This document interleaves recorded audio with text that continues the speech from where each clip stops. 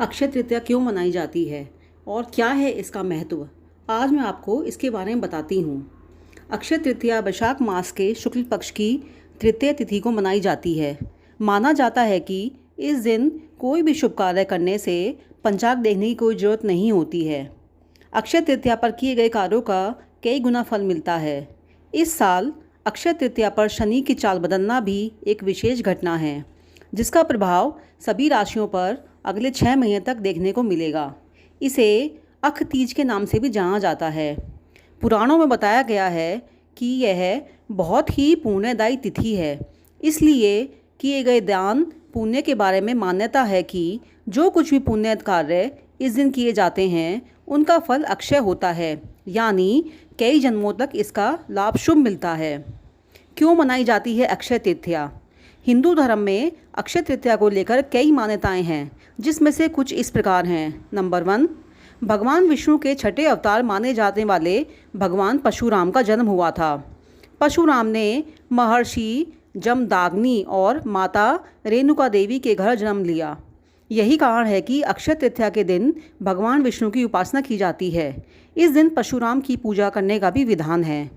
दूसरा, इस दिन माँ गंगा स्वर्ग से धरती पर अवतरित हुई थीं। राजा भगीरथी ने गंगा को धरती पर अवतरित कराने के लिए हजारों वर्ष तक तप कर उन्हें धरती पर लाए थे। इस दिन पवित्र गंगा में डुबकी लगाने से मनुष्य के सारे पाप नष्ट हो जाते हैं। तीसरा, इस दिन माँ अन्नपूर्णा का जन्मदिन भी मनाया जाता है। इस दिन गरीबों को खाना खिलाया जाता है और भंडारे किए जाते हैं। माँ अन्नपूर्णा के पूजन में रसोई तथा भोजन में स्वाद बढ़ जाता है।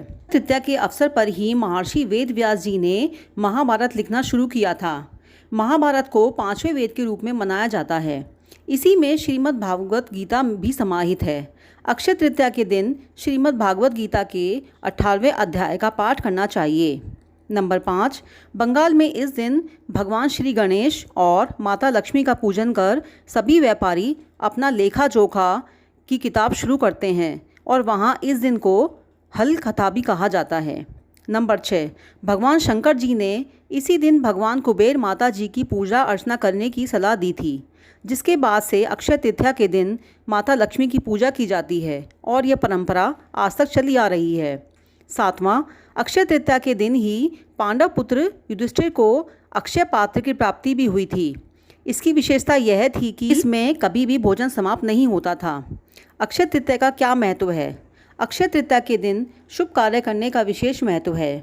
अक्षय तृतीया के दिन कम से कम एक गरीब को अपने घर बुलाकर सत्कार पूर्वक उन्हें भोजन अवश्य कराना चाहिए। गृहस्थ लोगों के लिए ऐसा करना जरूरी बताया गया है। मान्यता है कि ऐसा करने से उनके घर में धन आने में अक्षय बढ़ोतरी होती है। अक्षय तृतीया के पावन अवसर पर हमें धार्मिक कार्यों के लिए अपनी कमाई का कुछ हिस्सा दान करना चाहिए। ऐसा करने से हमारी धन और संपत्ति में कई गुना इजाफा होता है।